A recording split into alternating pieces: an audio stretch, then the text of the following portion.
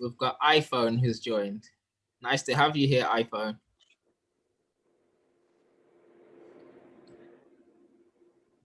Hello, is it me?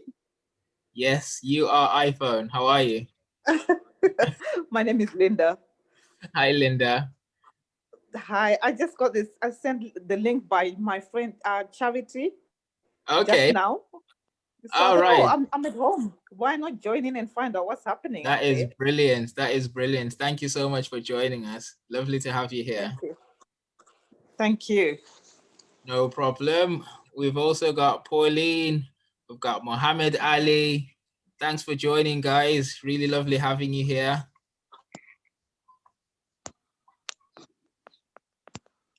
Right then. So just to quickly let you know the structure of how we're going to do this. Just going to change the view.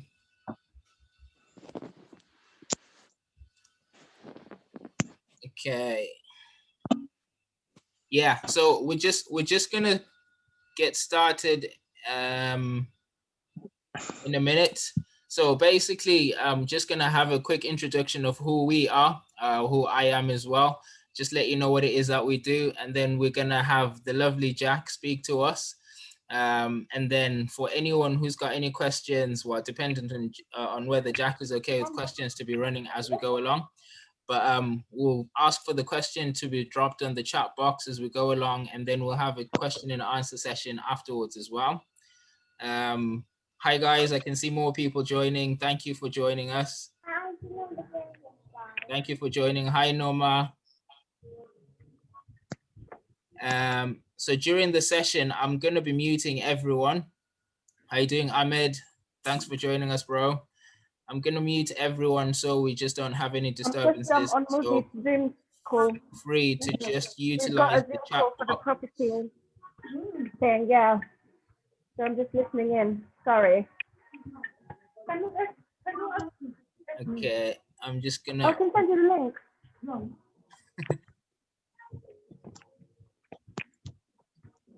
So I'm gonna ask everyone to mute themselves at the minute, please, and I'll activate the muting upon entry so we don't have any further disturbances.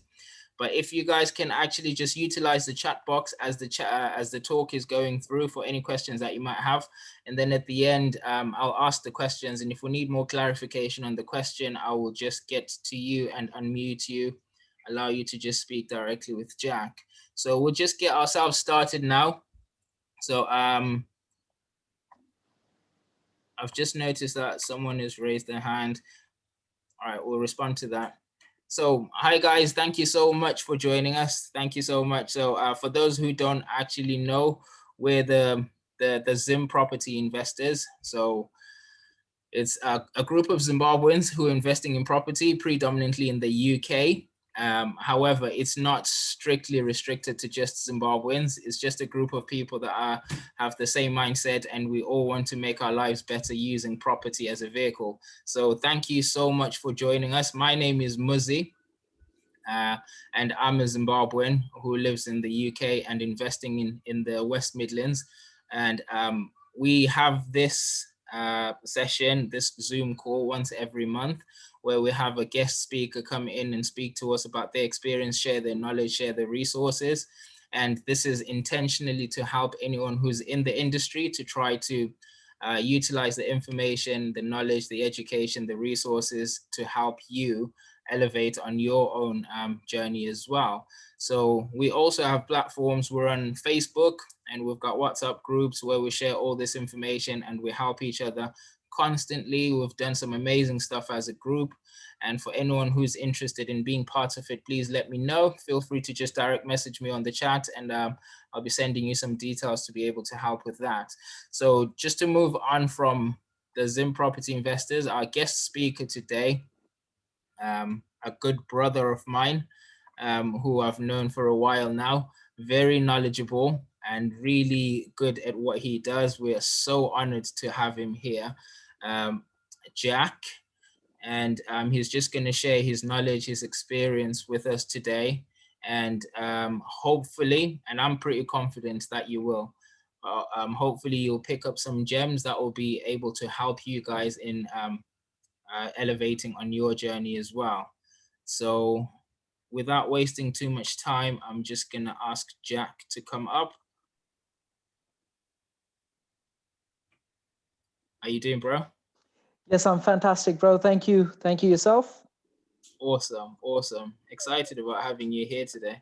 I am super, super excited. Yeah, super excited. Awesome. I've also allowed you to share the screen if there's anything that you wanted to share, bro. I think you know I'm not a presentation or an Excel person. You know that very well. So yeah. So today I'm gonna share a little bit about how COVID, in this COVID situation, you can find strategies or you can find gaps in the market that will allow you to thrive rather than just survive. One thing I learned quite some time ago, and in the middle of my life, in the middle part of my life, sort of back in my early, sort of mid 20s, late 20s, I kind of lost that track, if I may say. But I learned that at a very early age, and I kind of picked up the track that you will always do very well if you are to invest in property, because property always has an upward trend. If you were to sit and check on Google the UK market trend since 1910, you will find some of those stats, and I've read those stats quite in depth, that property prices have gone up almost sort of 9 to 10% every year. And if you compound that over a period of 20 or 30 years, you're very less likely to make that kind of money in any other investment vehicle. I said very less likely. I didn't say, one thing I learned is you never say never, because there are times when you can make money from other vehicles as well. But at the same time, property, I believe, pays very, very well. In fact, it's one of those which pays well. And at the same time, it's medium risk and not a high risk, which in many cases equity investments are, or for that matter, share investments are. Sorry, I have a bad throat.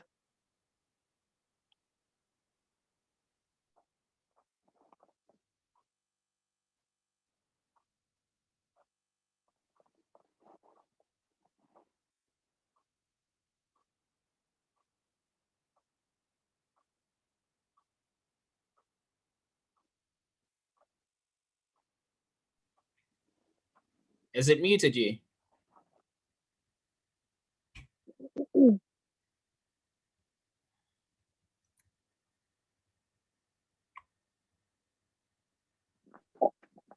I'm back. Sorry. So, like I said, I believe property pays very, very well. And at the same time, it is definitely one of the safest ways to sort of invest money, manage money, as well as park your money in many cases, depending on the kind of context that you might be in. But what are the strategies that can potentially help you thrive in property business while many people might be struggling? I believe HMOs are very, very safe even now. HMOs actually, for those of you who don't know what HMOs are, HMO stands for House of Multiple Occupation. HMOs are an upward trend at the moment. Imagine in UK, the way the property prices are going up.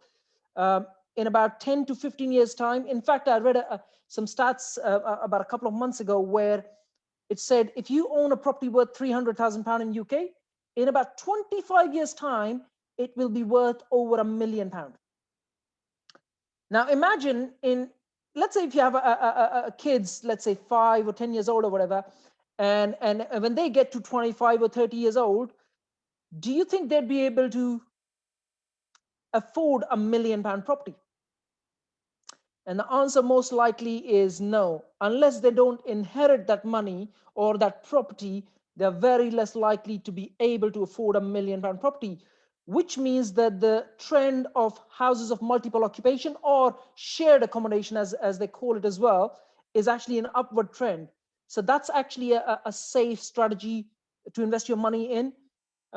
It's not just a great strategy. If you know the depth of it and you can find properties that are sort of run down or kind of damaged, which you can potentially convert to either mini HMOs or large HMOs, they can pay you very, very well over sort of the next 10, 15, 20 years. Like I said, that the trend is upwards, which means that more people are likely to end up in shared accommodations. Also, the fact that when someone is going through some personal challenge, either relationship breakdown or something that goes wrong in their life, they end up leaving their house. Most of these people actually end up in shared accommodations. So that is exactly the reason for upward trend. So it's actually a very, very safe investment to make. At the same time, social housing, for those of you who don't know social housing, there are associations as well as councils who would take on your property and give you guaranteed rent. In some cases, councils are actually prepared to pay more than what the normal market agents would pay you. Reason for that is because some councils have very, very long list of people waiting to get accommodations, which means that, again, those become sort of the safe havens of investments, because over a period of time, you're going to see property prices growing up in capital, especially with HS2, the fast rail that's going to go from up north to down south to London. Any of those stations that the train stops at, which you can actually check online, is actually, those are the great locations to invest in. The property prices are most likely to go up rather than any other direction for the next, let's say, 15 to 20 years. Other strategies are land and development deals. There is a lot of money to be made for those who understand land and development, for those who understand where to find these deals, where to find those opportunities, be able to negotiate, as well as being able to get them over the line, develop, and potentially make a profit. Those deals are very, very profitable. In fact, we are working on one at the moment as we speak, which is a planning uplift, which potentially could be a life-changing amount for many people, the sort of profits that we're talking about. Also, I believe that there are many people here that may not be enough aware about their pensions. If you have gone through a few jobs in your life, or if you've just stuck to one job, that's absolutely fine. But regardless of the kind of jobs you might be in, you may have an employer's pension behind you, or if you've gone through many, many jobs, that you might have multiple pension options. And if you'd like to know where your pensions are, or for that matter, if you'd like to know what you can do with those pensions and be able to invest those pensions into property, then do get in touch with us. We can help you potentially through SAS Pensions, which is actually a tax haven practically. There are loads of tax benefits, and you can actually get all your previous pensions accumulated, and potentially, in some cases, or in many cases for that matter, be able to use them for to invest in property, which will allow you to compound your wealth over a period of time. Again, an amazing strategy, which again, many people do not know enough about. So if you'd like to know more about it, do get in touch. I may be able to answer some of your questions, if not all, but we do have a team behind us that will be able to answer every single one of your questions based on SAS strategy, investing into property. If you're sitting on cash, again, it's money being, you're practically losing money due to inflation. Inflation at the moment, since last year, obviously through COVID, I think is running probably at about 15 to 20%. Raise your hand if you feel that the inflation is about 15 to 20%. I'd like to see those hands, because I can see the inflation is at 15, 20%. The government isn't going to come and tell you that you're practically paying 15, 20% for everything that you was buying literally just a few months ago. But if your money is sitting in account, since March last year, which is not even a year, only 12 months now since COVID started, you've already lost about 15 to 20% value of that cash money sitting in your account. And that is definitely a bad strategy. It's time to take that money and invest into property. I also believe that for those who are very much into the depth, again, I'm pretty sure that we might have a whole range of people, some of the newbies and other might be seasoned investors and developers. Those maybe some into tech as well. Property technology has loads and loads of gaps. I think I've shared this with Muzzy as well many times, that there are loads and loads of gaps in property tech. And those of you who are gonna focus on that aspect of property are gonna do very, very well, for as long as you can deliver it effectively. There's loads of gaps. So if you're a tech or a geek, you've got loads of gaps to kind of look for and touch those niches, if I may say, and be able to create a decent tech platform for yourself. Either it gets valued at a little money or bigger money, depends on many factors going forward on the market and for the kind of person who's going to kind of implement and invest their time. But there is loads of gaps in that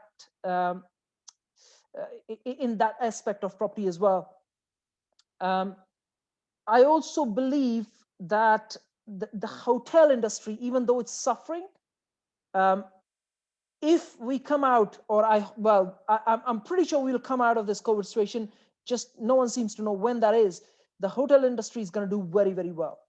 So for those of you who want to invest into hotels or smaller hotels or guest houses, that is definitely a good strategy to go towards. Just be a bit more cautious towards the timeline of COVID. Again, like I said, difficult to predict, but at the same time, for those who will predict it correctly or can manage their investments, are going to do very, very well. But the upward trend, like I said, the first thing that I picked up on all of these strategies is HMOs, and that seems to be the best and the most safest investment strategy in property, even through this COVID period. So regardless if people cannot go out, people still need a space to stay. You know, let's say if someone's going through a divorce at this moment of time, they still need a place to stay. If someone is going through a transfer of their job, they still need a place to stay, and which means that all of those people are going to end up in shared accommodations.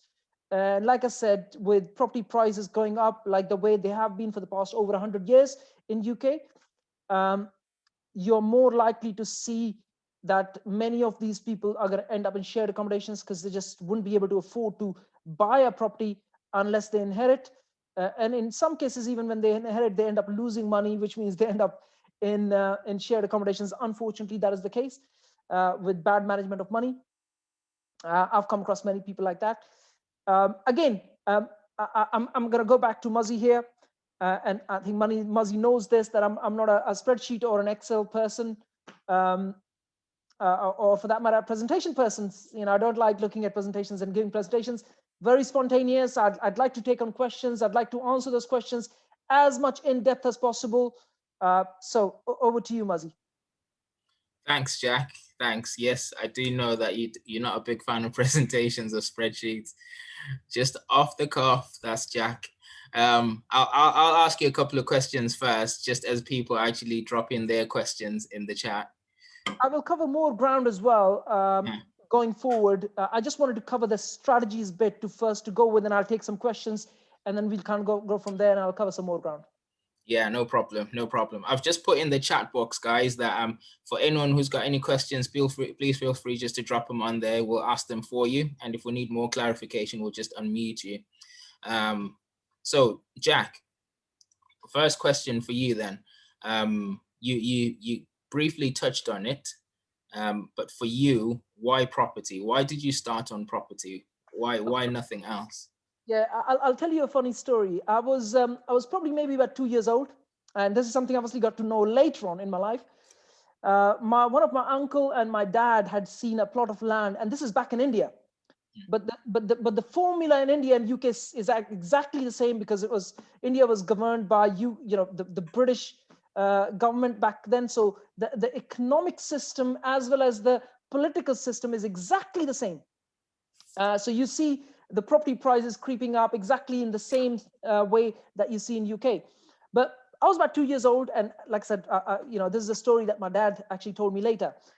My dad and my uncle were looking at a piece of land which was 38 years ago, 39 years ago now. And my dad, even though he wanted to buy the land, and my uncle, my dad at that point, something kind of went wrong with their business at that point, and they couldn't actually buy. So my dad couldn't actually buy that piece of land, but my uncle did. And these are two plots of land right beside each other. And this is one of the poshest or the most sophisticated neighborhoods in Delhi, the capital of India. And looking back at that piece of land, my uncle actually built a property. He lived on that property for about 35 years before he passed away.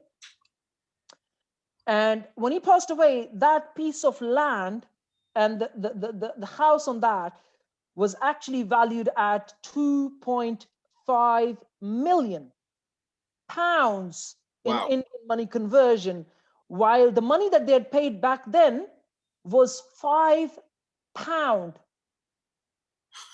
Wow. So when I kind of heard that story back then, and then obviously when my uncle passed away, I realized that investing in property can never, ever actually pay you. It just cannot go wrong, because it's compounded, and it's compounded in multiple ways. It's compounded through capital, as well as if you are renting the property out, that rental income coming in can be compounded as well if you're not investing, if you're not spending that money. So again, I think for those who may, some of you may already know this, but compounding is called the eighth wonder of the world. If you compound a penny 30 times over a month, it comes to over 1 million, 1.4 or 1.5 million pound, which a lot of people wouldn't know, but compounding is literally the eighth wonder of the world. So if you leave a property over a period of 20, 25, 30 plus years, and invest that rental income coming in a compounded account, even if it's at 2% or 3% interest rate, what you're going to find is over a period of 30 years, it's going to accumulate to well in millions. So going back to that story, I literally learned that investing in property can actually make you very, very wealthy. And that's wealthy in terms of obviously money. So it just cannot go wrong. And I have many examples like that. This is just one of the extreme ones. Yeah. Investing £5 and coming out with 2.5 million. It's you know, and my dad never invested in that money in that property. And I can tell you that now, my dad isn't worth that money. He's worth quite a lot of money, but not that kind of money. But just an experience, and I've seen this with many people around me. We are surrounded by investors who've invested, 10, 20, 30 years ago. And when they look at those properties, they're paid off and they're worth a lot of money. I know, in fact, one person who's got over 1,000 properties around UK. I know another person who owns 150 properties in London.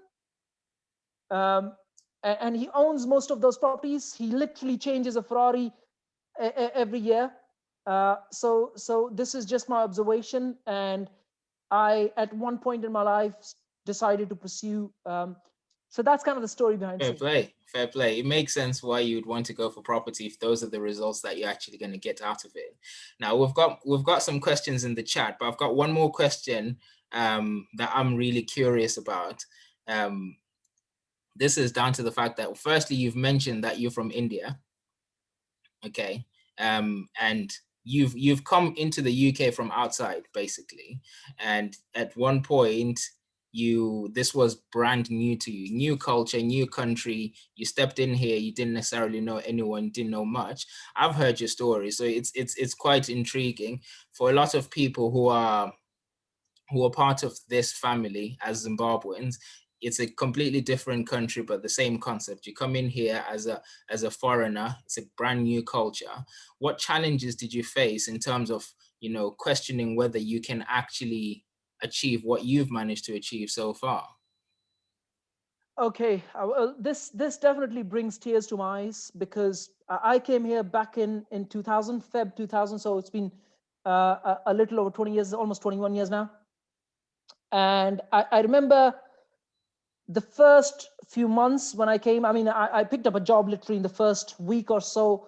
I started with literally £1 an hour. That was my first job. And they put me on trial for like a week, and then I went on to £2 an hour. And then I got to a £400 an hour job or whatever. I went through over 20 jobs in a period of 3 years, over a period of three and a half, 4 years. And I look back at those days, and I must say a massive learning curve for me, because I literally came with, I remember the day I landed here, I had about £300 in my pocket. In fact, it was $500, so it made £300. And I've seen days where I've woken up and I didn't have enough money for breakfast, and I just didn't know what to do. I ended up in a temple to kind of have my breakfast. I've seen days where I've been suicidal. So when you come as an immigrant, it is definitely a very challenging life. I started my business when I was about 23, if I can remember. Even though I joined my family business when I was like 14 years old, and I stayed with my family business till I was like 19 or so, and then I went on to many jobs. But I started my own business on my own when I was about 23. And for the first literally 3 months, I was literally crying every night, because I'd come back home and think, I've just left a job which was making me, back then I was making about $1,500-1,600 a month. And I was not making a fraction of that money in my business in the first 3 months. And I would come home and cry literally every night. Why the hell have I left my job? If I'm going to survive through this period with my savings, it was a challenging challenging times, challenging moments. I remember I didn't have, for the first 10 years of my life in the UK, I didn't even have stay papers. I didn't have visa. So all I had was a work permit, and I was working on my work permit. I would apply for a decent job. I wouldn't get it because of multiple reasons. You don't have visa, you don't have a British passport, and there was various other reasons. Obviously, an immigrant as well. If there's 3 people giving interview and there's 2 of them British or 1 of them British, they're more likely to get it, even if they're Asians or different. As long as they have a British passport, they're more likely to get the job in comparison to someone who hasn't got a British passport.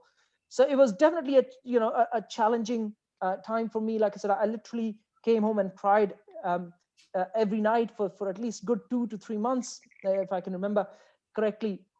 And even when my business started to do well, there was a time, obviously we've seen 2007, 2008, when everything was, everyone was going bust, and so was my business. My business started to go down. I was struggling emotionally. I was, like I said, I was suicidal. And at that point, I was about 26, 27 years old. I decided to, I remember I came across a book, and I picked up the book. It was a spiritual book. But from that point onwards, I kind of realized that it's the books who are going to save my life, because I was in a very difficult situation.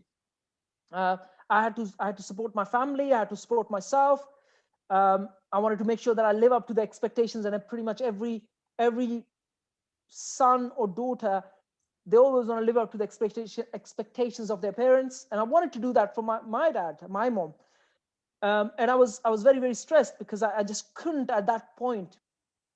And I found a way through books, and kind of got into personal development very heavily. But to answer your question, Mazi, for those of you who are immigrants and struggling, I can tell you that if you keep persisting and if you keep the patience, you will get there. And for as long as you put the effort in, effort goes a long way. And I don't mean just effort as in one day you put the effort in, the next day you don't. It is persistent and consistent effort. If you do that, and if you keep the patience, and when I say patience, I don't mean to say patience as in the sense you do things slowly. It is aggressive patience. So you're actually working very aggressively on your business, but you're still patient in terms of the results you're going to get, because results do take their time. And especially if you're an immigrant, you're going to face double the challenges, maybe more, in comparison to someone who's kind of grown up in this country, born and bred. So aggressive patience. And that's what I did as well. in 2006, 2007, 2008, when the economy was going down, I was literally, I used to wake up at 5 o'clock in the morning. I was studying as well back then. I was doing my finance diploma. I did my degree as well. I did my honors as well, and then I did my consulting diploma. So I was studying while I was running a business, and we built that business to a team of sort of 25 full-time and 22 part-time drivers. It was a transport business, which we sold back in 2014. Again, the reason it kind of went uphill is because of the aggressive patience, as well as the fact that we were really, really persistent and consistent. And therefore it goes a long way. And also I'd like to add that in there, that it's not just about working hard. It's a lot about working smart. Working on the smart as in hard, not just working hard on your business, working smart, but hard on the smart work, which a lot of people don't do.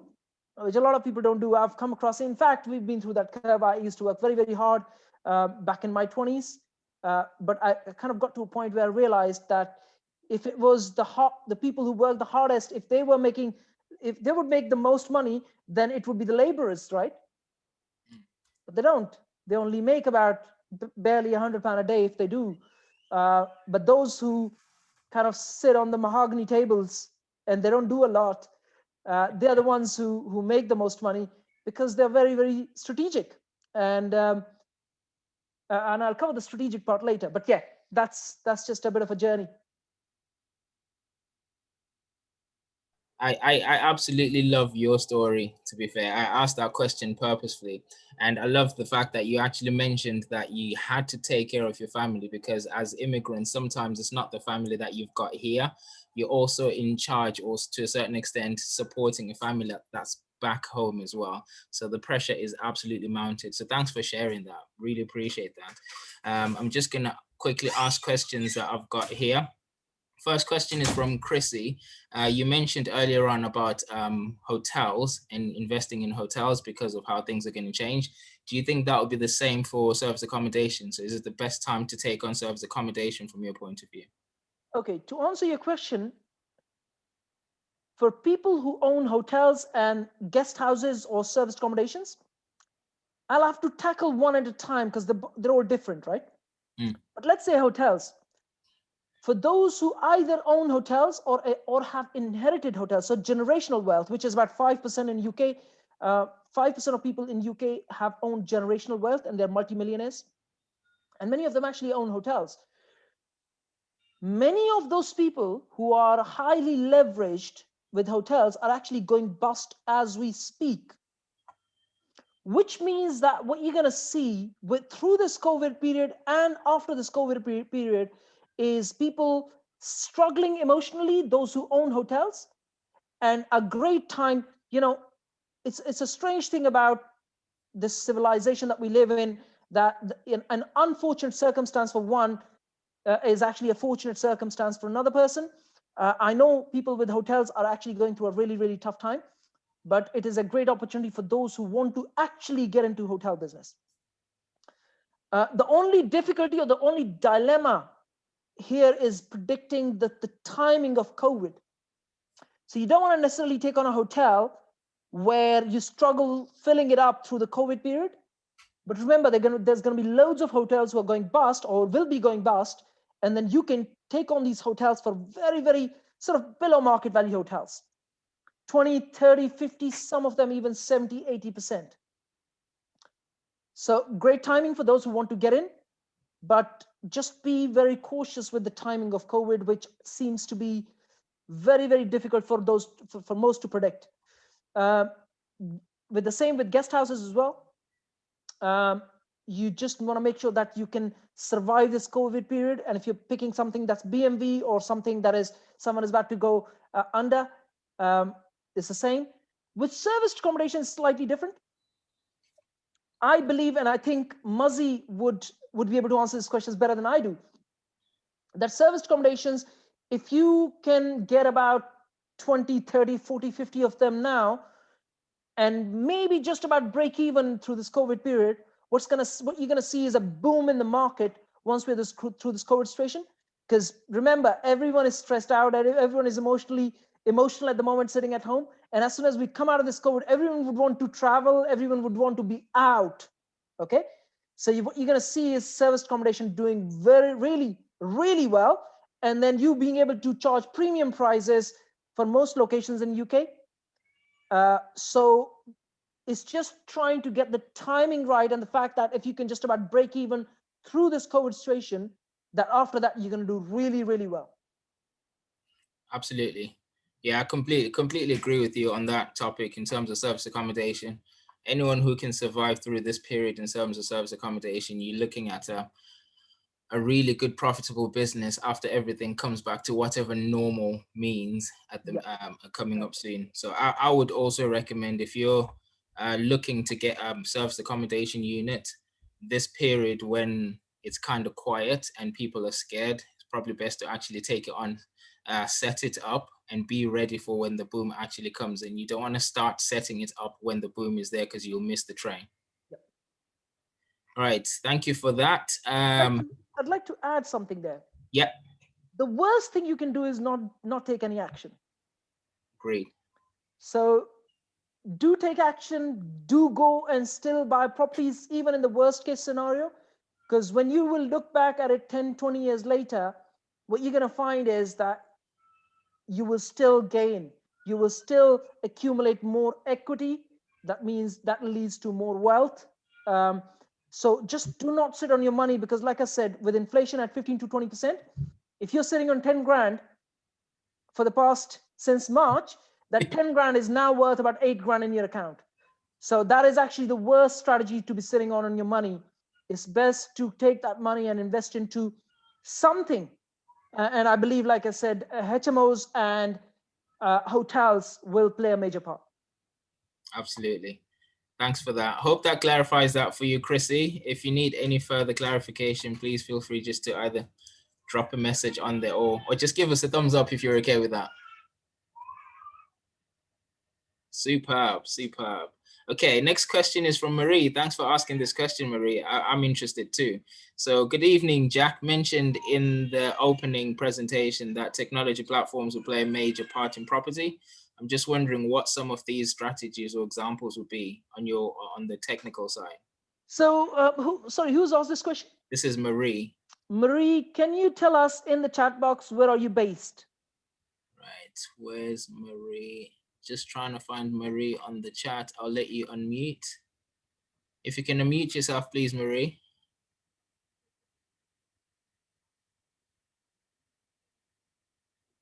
And I'll tell you why I want to ask that question, because maybe she can tell me where she lives. And if I was to ask her a couple of things, she will know what I mean by property tech platforms and how you can find gaps. It's just very easy. I can do this with anyone who's watching this, literally anyone. Okay. I'm not sure if Marie is with us. Did she say anything at the bottom? Oh yeah. Marie is based in Bedfordshire. Okay, Bedfordshire. So tell us, Marie, in Bedfordshire, if you need, let's say, a builder or a plumber or an electrician, or for that matter, a consultant, a quantity surveyor, or a project manager, or for that matter, any of those range of services, can you go to an app and find those people who are registered in the local region, who are rated in Bedford, specifically Bedford? And this is a whole range of services: architects, planners, property sources, plumbers, electricians, literally party wall surveyors, you name it, quantity surveyors, building control guys, a whole range of services. If you can find some of these services on an app with rated people, what you're going to find is you will not be able to find a whole range of services. So if you were to start a app on, let's say, party wall surveyors who are rated in the region, what you're going to find is there's actually none in your region, in the local region. What you're going to find with for example, quantity surveyors is you're just going to struggle to find rated people. And that allows you to create an app where you can get local people registered, be rated by consumers, and connect the end user to the service provider, allowing you to kind of scale that business. And an app with literally 1,000 users or 1,000 people who are providing service can be worth a lot of money. Yeah, Marie actually just responded saying that no, she's not aware of that app, not really. So in terms of tradesmen, she'll probably be getting word of mouth like many people, or recommendations, but also her daughter is a senior planner and also provides contractor contacts. There's another opportunity. Well, there you are. Do you have an app that actually rates senior planners in the region and connects senior planners with the end consumers and users? And if you don't have that, then you've got a gap there. Yeah. I hope that clarifies that, Marie. Yes, Marie says, thank you very much. I think there's a great opportunity there for you, Marie, if it's something that you want to go into in terms of tech. And we can just get in touch with you if you want any more information on how to even start that part of it. I'll get in contact with Jack. Okay, so next question is from Mugo. Right. In regards with SAS pensions, so can you combine 5, 10 pensions, and are there any restrictions on type of investment it can be used on? Might need to unmute you on this one, brother, so you can just explain that a little bit further. Are you there, Mugo? Yeah, hey, bro. There he Yeah, is. good. Yourself? Hi, Jack. You all right? Yeah, good. Thank you, buddy. Thank you. Yeah, so basically, I'm just asking, with the pensions, can you combine with other people to create like a big pot? You can. So to answer your question, you can collectively bring all your pensions, as well as you can bring other people and create a trust. I'm not a qualified SAS pension advisor, but at the same time, you can invest into commercial property with SAS funds, but not residential. But there are ways to be able to develop a residential property in a SAS fund, but then later on transfer it to another company. So there are definitely creative ways to do this. But what I do know is that you cannot invest into residential property and hold in a SAS trust. But you can invest into commercial properties as well. But that you can hold as well. Does that answer your question? Not sure what happened there. Yeah, that answers the question, Jack. Thanks for that. Welcome. Awesome. Right. So the next question is from, I believe it's from Shelly. Hi, Jack. Is this a good time to flip and sell? So the flip strategy, Jack, what's your opinion on it? I believe flip is a great strategy, or let me just change the word. Why would you sell a property if you just made a profit out of it? I always ask that. Why would you find a property, do the effort in finding the property, renovating it, and then why would you want to sell it? Why not just keep it? Okay. So not the flip strategy, but the BRRR strategy, which is buy, refurb, refinance, and rent it out. I remember meeting a builder sort of a couple of years ago, and he said, I've been a builder for most of my life. He was like in his early 50s. And he said, I've been a builder for most of my life, and I've built over 1,000 properties, and I only own maybe a handful of them. I just don't know what to do. I said, why would you build for someone else? Why not build for yourself? And he said, well, where is the money going to come from? Well, it's not a very difficult skill to learn to raise money from other people. It may take you 6 months to learn, but it's not rocket science.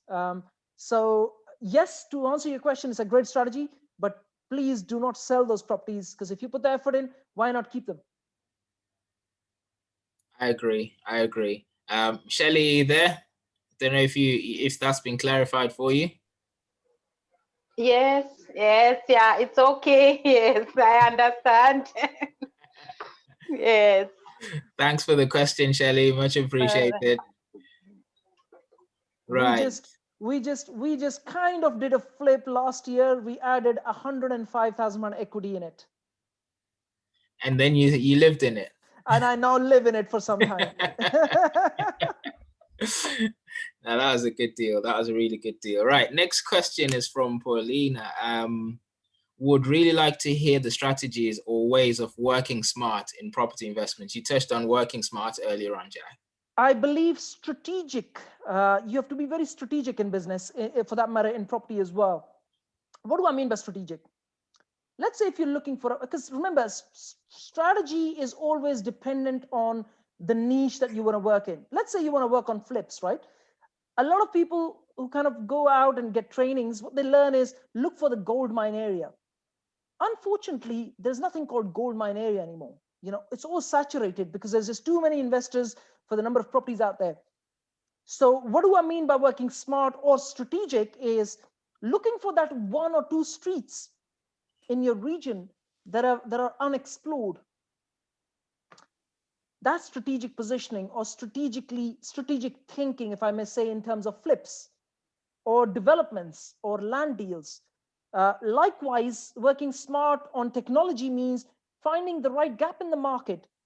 If you are going to, let's say, connect a senior planner with the end user, just go and do your research if there is any app out there based on that. And if there is, don't be the second one or the third one, be the first one. So find something that you can be first in. You can be the second one, but not the third one, because it's the first 2 people who actually end up getting the big part of the game, of the industry.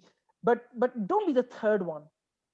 So looking for that strategic gap before you start anything in business. In fact, a lot of people start business because they want to make money. I mean, that's the wrong way of looking at a business. You should start a business because there's a gap in the market. There's a pain in the market that you can actually solve, and then you come in the market taking that specific niche, allowing you to scale your business. So that is what you call working smart. Just because, let's say there are 20 estate agents, and I say this, in many times I say, if there is 20 estate agents in your local region, and you end up opening the 21st one, well, do you really think you're going to be able to scale? The answer is very less likely. So just don't be that 21st person. If let's say there is already an app, which there is, we know that, Trust a Trader and all of that, where the traders are matched with the end user, just don't be the 5th one starting the same thing. It's just not going to work for you. Find the gap, and that's working smart. Awesome. Thank you. Pauline, you're unmuted at the minute. Does that clarify that for you? Yes, thanks, Jack. Thank you. Awesome. Right, Jack, I think you touched on this next question. The next question is from Tapiwa. If you could tell us a little bit more about SAS pensions, please. So like I said, I'm not a qualified, even though I'm a qualified financial advisor, and I'm not registered with FC anymore, but I'm still a debt broker, and I have quite a bit of finance knowledge. I'm not a registered qualified SAS advisor. What I can tell you is that go and see your local IFA, so which is your independent financial advisor. Check if he is qualified to deal with SAS in the first place, because many IFAs are not experienced enough in SAS. Only some of the IFAs are. So I would recommend you go and see your local IFA who's experienced in SAS and speak with them. If not, get in touch with us, and then we have a team behind us that can potentially help you with it, and then allow you to bring all your previous pensions and be able to invest into property, at least in many cases anyway. And that, like I said, over a period of time, compounded, can pay you off very, very well. And like I said, also SAS is a very good tax haven, which means that the taxes are very, very little on SAS. All right, cool. Have you got a case study, Jack, of any of the clients maybe that you've worked with that have used their SAS pensions? So there are a couple of them, but I may not be able to give you the accurate figures. Okay, right. I hope that clarifies that, Tapiwa, and it's just a case of having a chat with your IFA. The next question that I've got is from Noma. I love this question. would love to know strategies in raising the capital for deposits, for mortgage, or for investment. I've heard you may not need your own money to invest. Love this. Love this. So I, the funny thing is, this is some time ago. It happens less of these days. But first of all, if you're just investing in BTLs, you cannot raise money. Just so you know, okay? Where you can raise money is for flips or BRR strategies or developments or conversions or land deals. That's what you can raise money for, because there's enough meat or there's enough profits to be made for the investor as well. In BTLs, there's not enough profits for anyone. So you're just going to struggle to find investors. Strategies to find investors. Let me ask you a question. Why would someone invest in another person? Or for that matter, who would invest in another person? Mazi, maybe you can answer this for me. To be honest with you, not many people invest in other people. Mm-hmm. They'd want to invest in the deals that you actually come up with. They will connect with the person and actually want to work with the deal that you've got, potentially. I don't agree with that. I'll tell you why. I'll tell you why. First of all, people invest in other people. There are loads of people. In fact, even as we speak, there is someone writing a 100 million check to another equity company to invest into business. Okay. The only question you need to ask yourself is, can you be that next person getting that 100 million check? That's the only question you need to ask yourself.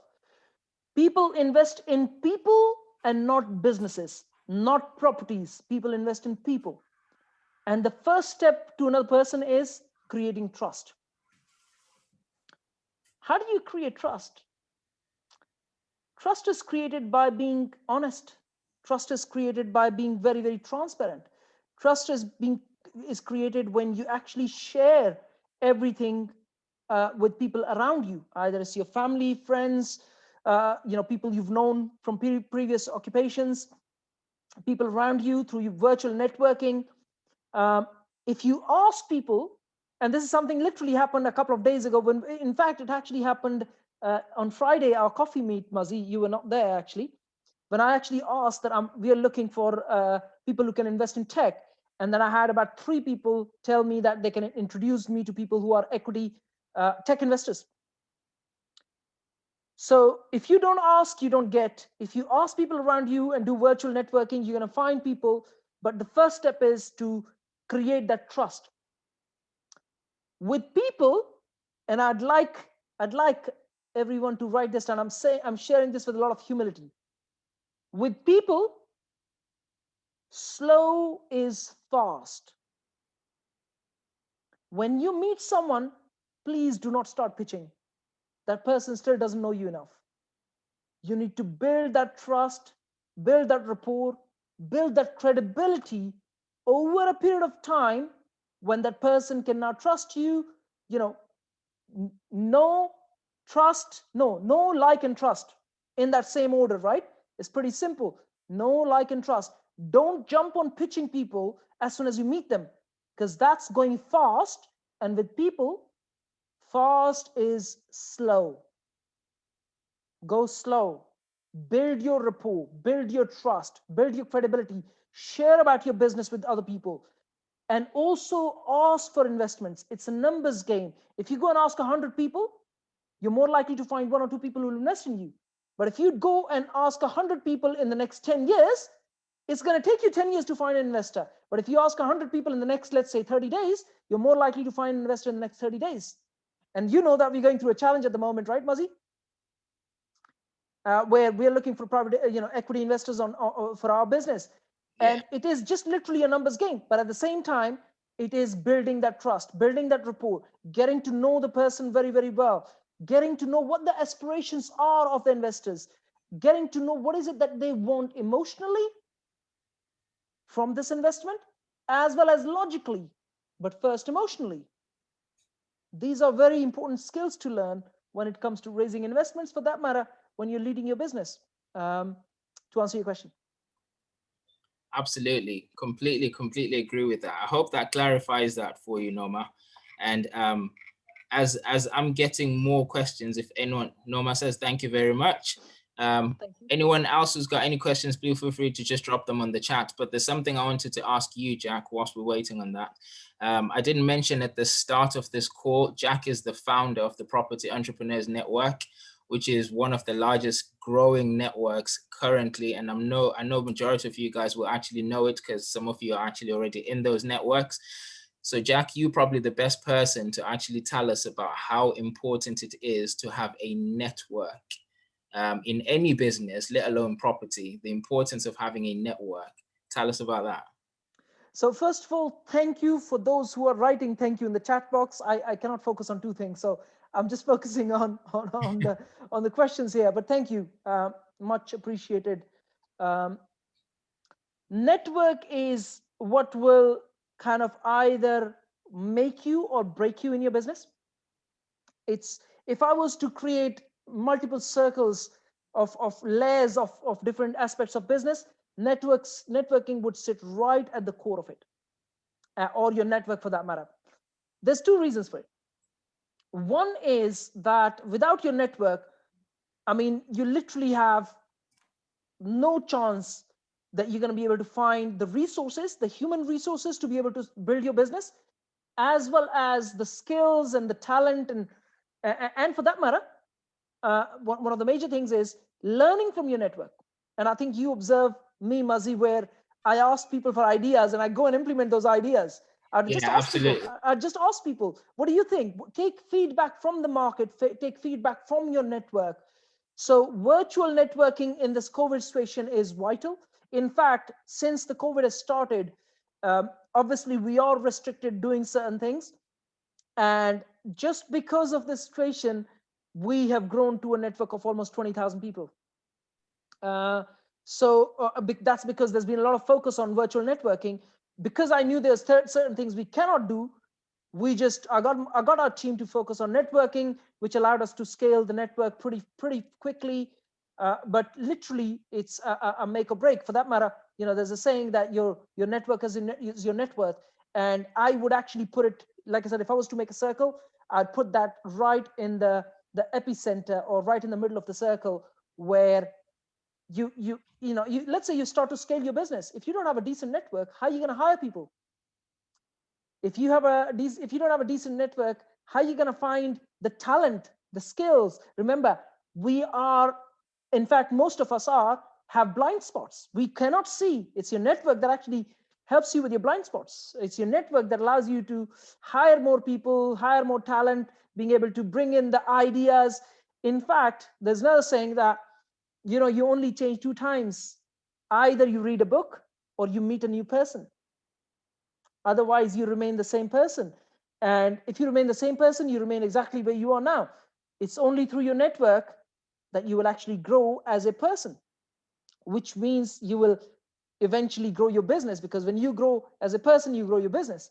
So yeah, networking sits right at the core of running a business. In fact, let me elaborate on that. If you were to look at any business for that matter, and you know this, Mazi, if you were to look at any business, a corner cafe, all the way up to a social platform like Facebook, all the way up to a large corporation like Amazon, they are all networks at the core. You know, Amazon is a network of, you know, retailers or people who supply and bringing consumers together. Facebook is a network in and itself.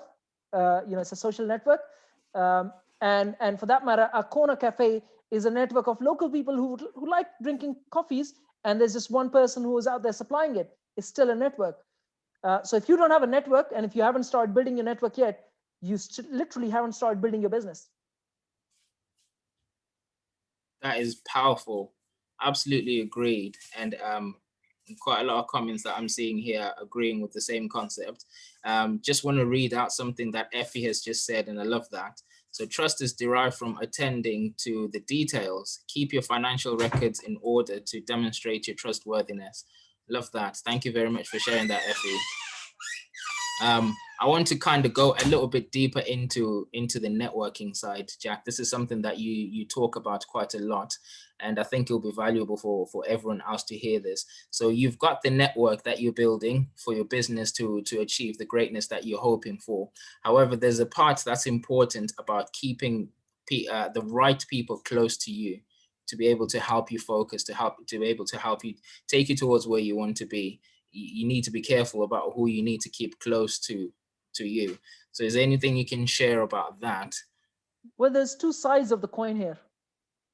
I think it's Winston Churchill who said, keep your friends close and your enemies closer.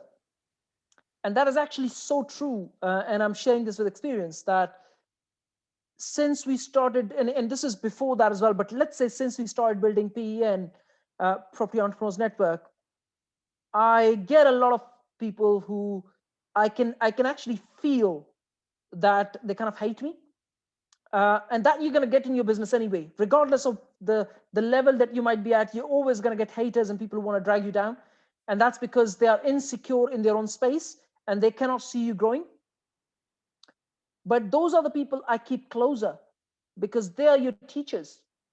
They are the people who tell you what not to do, as well as they are the people who actually tell you, share your blind spots, because they get pissed off. And I've had this a few times now, that someone has actually messaged me and said, you F-head or whatever, you're pissing me off with this. And then I look back at that message and say, well, there was something that I may have done wrong.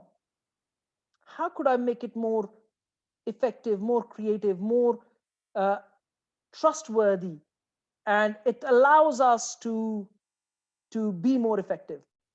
So your enemies are your actually best friends if you can manage those relationships well. If you can keep those enemies closer. And I do that literally every day. And your friends, for that matter, those who you should be very, very close to, I believe you should surround yourself with people who inspire you. I am surrounded by, and I think you know that, I'm surrounded by books, and I'm surrounded by people who, books of those people who I cannot reach easily, and by people who can actually just pull me up. It's all about friends and family members who kind of help you, inspire you, and help you in your journey. Even if they don't help you, at least they support you. I wouldn't want to be around people who neither give me any feedback and they drag me down. I would be surrounded by people, even if they're my enemies, but at least I can get some sort of feedback from them for my own personal blind spots. So surround yourself with the two extreme sides of the coin. The really, really good friends who would invest in you, who would bring you up, inspire you, motivate you, and give you ideas. And the extreme side, which is your enemies, who might drag you down, not necessarily drag you down, but kind of are your competitors, if I may say, in many cases, who are kind of insecure in their own space, but they kind of are your teachers. So yeah. I love the way that you look at that in terms of everyone is a teacher. So where naturally we want to try to run away from anyone who shows us any criticism, any hate whatsoever, you're saying keep them close because they've got something to teach you. All right, interesting point there. Thank you very much. I've got another question here, Jack, from Brian. So the nature of the business, the property business, entails different strategies. With that in mind, do you encourage diversifying on different strategies, or do you think we should just focus on one specific strategy? So is this question based on just property, different strategies in property, or different strategies in business altogether? I think it's probably in property, but I'll just unmute Brian if in case there's anything else. Brian, are you there? I'm here, Muzi, thank you. Yeah, it is specific to property, Jack. And the reason why I've brought it up is because in one of the Zoom meetings we've had a couple of months ago, I remember retrospectively you spoke about focusing on a niche market vis-a-vis diversifying, your strategies. So I just wanted to find out, what is your opinion with regards to strategies specifically to property investment? So I believe if you are focusing on property, I believe if you must focus on one strategy at a time.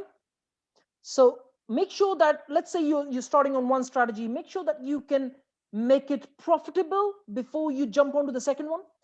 And why am I saying that is because I come across a lot of people, I'm not saying it's you, Brian, but I do come across a lot of people who've got this shiny penny syndrome, which means that the grass is always greener on the other side, and they jump from one strategy to the other without actually making any strategy profitable. So it's always a good practice to work on one strategy till it's profitable, and that you can automate and delegate at least a major part of it till you get to the second strategy and you add the second strategy. So it's very, very important to stick to one strategy at a time till you can automate to some extent and then delegate to some extent and make it profitable before you jump onto the second one.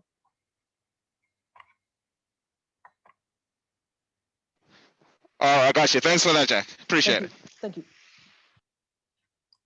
I love that. Completely agree with that, Jack. And I'm just going to repeat your words here. I'm not even going to pretend I actually know what I'm talking about. I just learned it from you that when it comes to strategies in property or in any business, rather, like you said, wait until it's profitable before you start looking at any other ones. And we use the word focus as an acronym to follow one course until successful. And a shiny penny syndrome is something that is quite strong out there, and it's something that's difficult to avoid. So when you're talking about property with any other investor, they tell you what they're doing and you're thinking, oh, that sounds good, maybe things are better on that side. But like you say, the grass is always greener where you are. Make it nice and green before you try to step onto any other platform. So appreciate you sharing that, Jack. Thank you. Just looking through to see if there's any other questions. I'm not seeing any other questions, guys. If anyone has got any questions, I mean, there are people who have got passion and some fire inside them to do the business, but no idea where to start. Do you think they have to leave not to do it or keep trying? So if I'm understanding this right, Shelley, she's talking about people who've got the drive and passion to get it done, but not with the knowledge to get it started. Do you think they should not do it, or do you think they should just get themselves educated? I believe do it and start today. And I mean, start after this call. Okay. The worst thing anyone on this planet can do is not take action. Remember, not taking action is a decision in and itself. And that is the worst thing you can do. I believe you should go and you should do it. Follow your passion. If you found one in property, amazing. I also believe you should get trainings, because on your own you can only learn so much. You're just going to find it very, very difficult to learn a major part of it. So trainings are very, very important. I also believe that you should not go out and pay thousands in training, and I'm pretty sure Muzzy is here. He's been through this phase as well. Don't pay thousands and thousands in your trainings. Find somewhere where you can get these trainings for a lot lesser.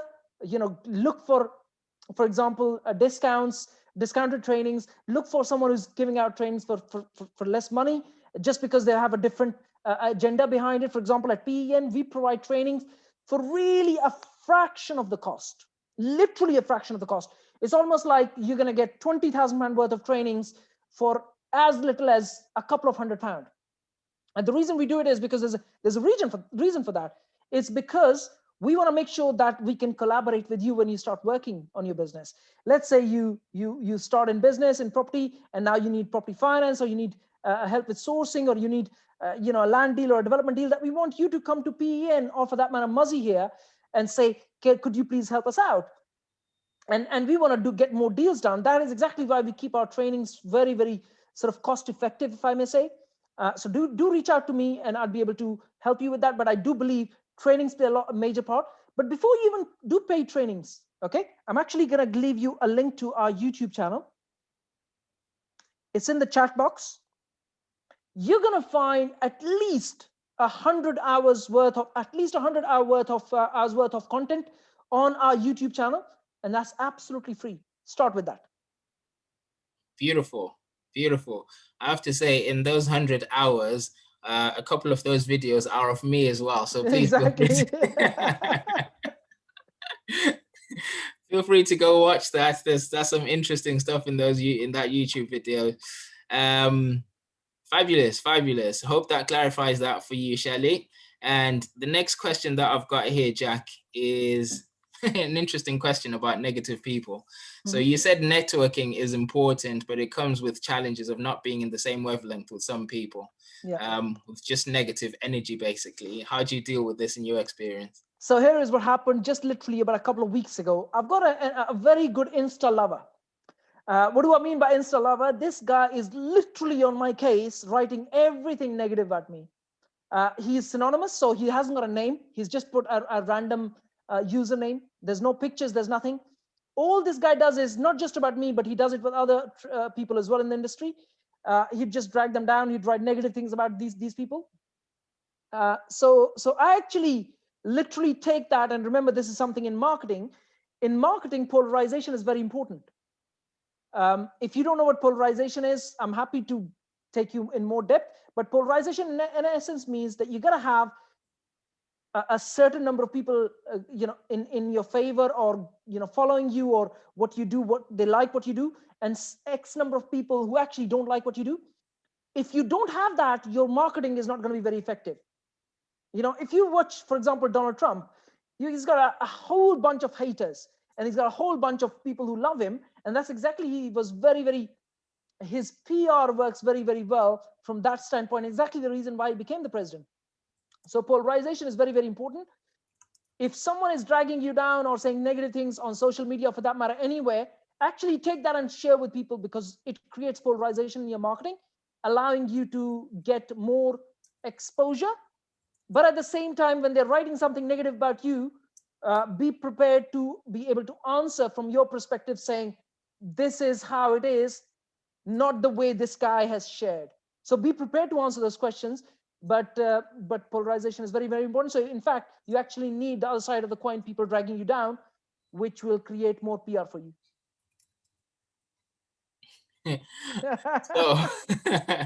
So invite those haters, because it brings more PR for you. Interesting way to look at it.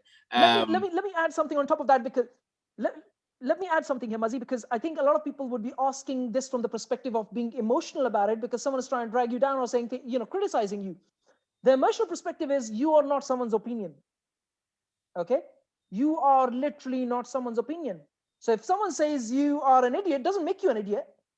It's just his own projection on you.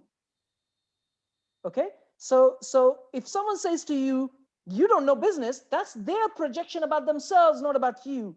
You are not their opinion. Their opinion is actually about themselves before they project it onto you. So you don't need to get emotional about it. Love that. Love that. I'm pretty sure, I think I heard it from, I think it was Les Brown, who was told that someone else's opinion doesn't have to be your reality, which is just exactly what you're saying, that they're projecting their own, how they feel about themselves onto you. So I can imagine for those that are listening in, it can be a tough thing to hear bad or negative stuff and just brush it off. But essentially, that's sort of like how you need to be looking at it. So I've got, well, this is sort of like a question for yourself, Jack, in terms of what's the name of the companies offering training. You mentioned this earlier on, so I believe we're talking about PEN. So where can we find PEN? What exactly, how does that work? So I can actually leave a link for you guys in the chat box with a phone number, which probably is on the page as well. So let me just leave a link.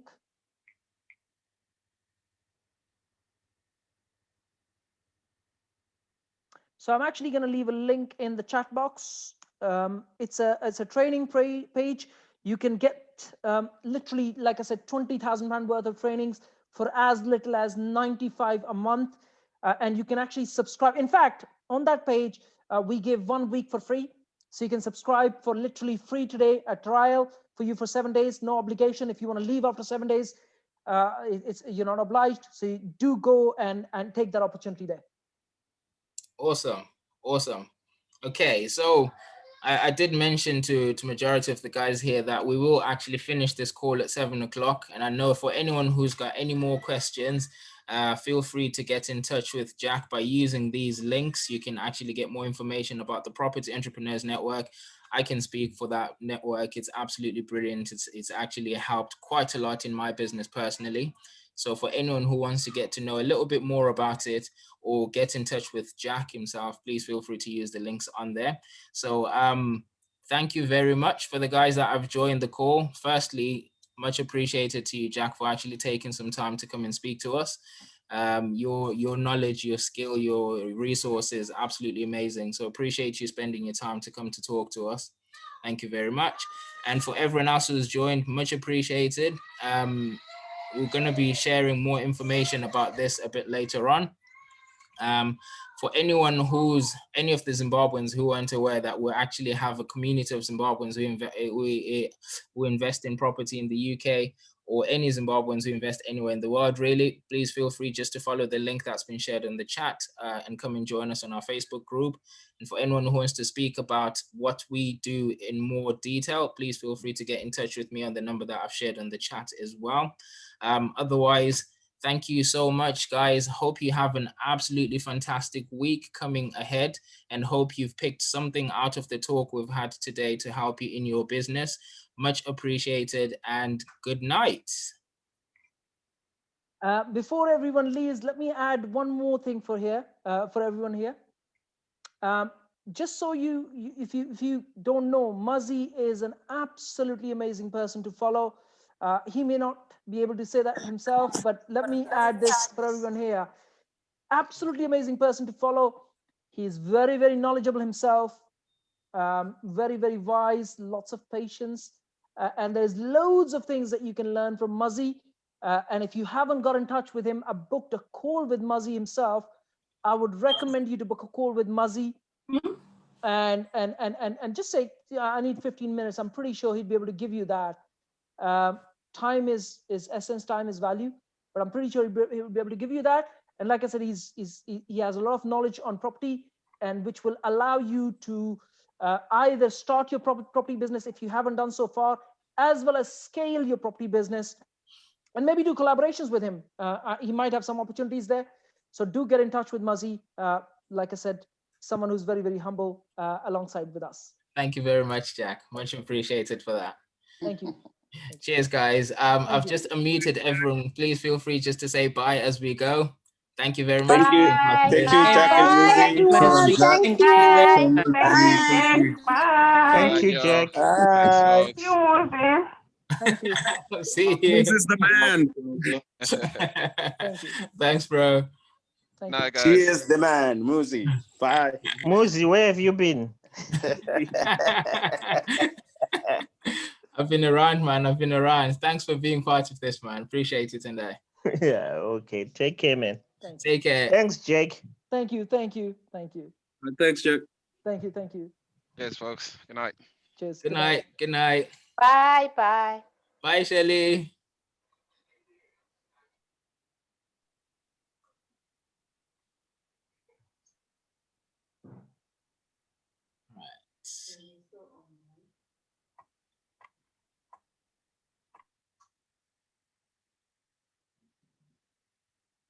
Really informative, mate. That really was informative. Thanks, Martin. Much appreciated. I'm here with my wife, by the way. I thought so. Thanks, Linda, for being part of this. Much appreciated. Thank you. Anytime. Any freaking time. Right. Who else have we got? Who else have we got? Evan, mother.